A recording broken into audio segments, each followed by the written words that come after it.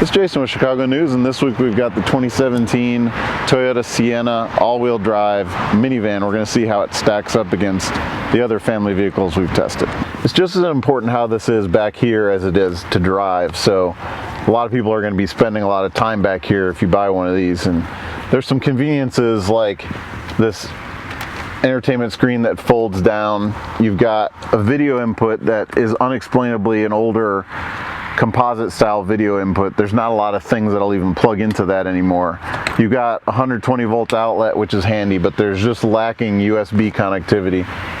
There's some sunshades on the windows here. Again, a lot of different features, but overall it feels very dated back here. With a vehicle like this, ease of use is really important. You've got a power liftgate, but we're having trouble getting it working from the button on the outside. We got it to open from the inside, but it lacks power folding seats, which some of its competitors have. There is a ton of cargo space back here, and there's some conveniences like a 120 volt outlet back here as well. But overall, it's missing a lot of the conveniences that its competitors have, and you can just see how slow this power liftgate is. If you're coming up to this with groceries or wanting to do anything in a hurry, you're going to be waiting. One thing you notice right away when you get into this Sienna is just how much space there is in here. I mean, that's really maybe one of the only benefits of this thing is it's really big.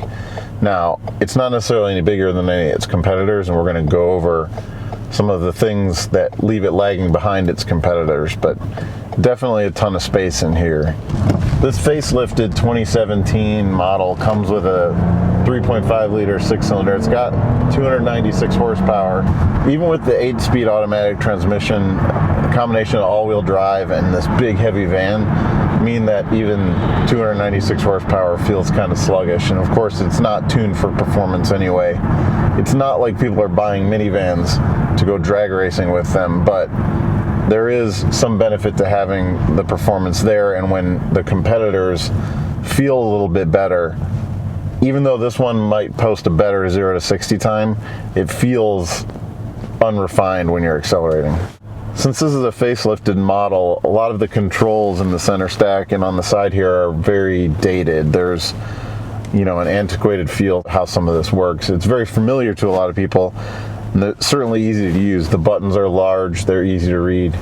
There's not a lot to confuse you on here, but there's a strange mix of different kinds of buttons, and overall it's not the most modern interior that you'll come across. Because of the age of this platform, a lot of the technology that you might expect from something at this price point and in this day and age aren't here. There's no USB ports for either of the back two rows. There's a pretty limited amount of connections up here as well, and no Android Auto or Apple CarPlay compatibility with the infotainment system. So pretty lacking in terms of connectivity, which these days is really important for people. There's a decent complement of features here. You've got heated seats, heated steering wheel, but again, some of the controls, these knobs that control the seat heat, I've never seen anything like this. They're supposedly infinitely adjustable, but the throw between the lowest and the highest setting is microscopic, so it's not like you can even do any fine tuning in it. It's a really awkward and not a very easy to use control. There's a rear seat entertainment system, wireless headphones, some of those things that you would expect for entertainment in the rear. So there is some technology here, at least in terms of entertainment. And in terms of safety equipment, you've got forward collision alert, you've got blind spot monitors, you've got some of the other items that you're used to seeing here, but it lacks radar cruise control. It lacks some of the refinement and some of those features that its competitors have. And when you're going to spend this much money, you don't really want to be missing any of those features. You know, minivans have kind of lost popularity over the years. They certainly used to be everywhere and kind of the family vehicle of choice. Nowadays, the SUV has taken over to a certain extent.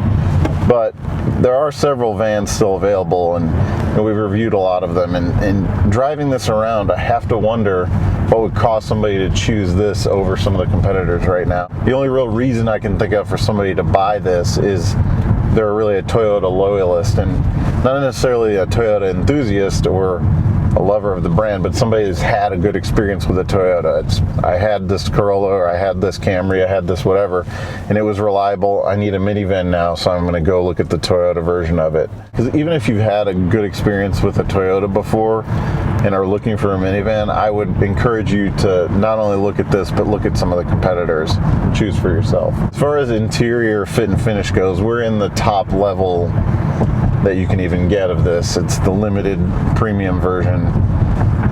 Sticker price for this tops out at $49,000 with the all-wheel drive system, and really for a $50,000 vehicle, you know, there's some really thin plastics all throughout. There are things like this coin compartment right here that have, probably not exaggerating to say that I've bought gizmos off of eBay that have a better latch than this does. I mean, it's just not something that you would expect to find even in a $10,000 car, let alone a $50,000 car. So, you know, there's some issues here throughout the interior. There's some nicer materials. On top of the dash, you've got this faux leather with some exposed stitching. The wheel itself is quite nice. It's heated and it's got some nice grips to it, but mixed into that are some real misses as far as the interior goes. You've heard me talk about this before, you know, when we review other cars, but in this day and age, material science is to the point where you can create nice materials without having to spend a ton of money. You can see it in a lot of cars that we review. So there's really not a huge excuse to have some of these misses. A couple other things I've noticed driving this: the suspension is quite harsh given the fact that this is going to be a family vehicle, and it doesn't really ride very well over these bumpy Chicago roads. The other thing I'm noticing is there's a lot of wind noise, especially from the rear quarter area here to maybe around the sliding doors. Just a lot of extra wind noise, again, that you wouldn't expect from a $50,000 vehicle. If it were just one or two of these small little things, you could probably let it go, but they do add up to really kind of annoy you, especially given the price point. There's many different trim levels of this Sienna available, so you might want to look at a different one. This limited premium version, while it has some nice features, you know, I just don't think it's worth the money. And if you're really just looking for the transportation aspect, a place to put your family that's a safe, reliable vehicle, this still could work well for you. All right, so what's the verdict on this Toyota Sienna? Well, the competitors really knock it out in a lot of different categories, and if you've got $50,000 to spend on a minivan, I would look at something like the Chrysler Pacifica Hybrid. You've got electric vehicle capabilities, lots more technology. This is getting a bit dated at this point. Really look forward to Toyota refreshing the Sienna.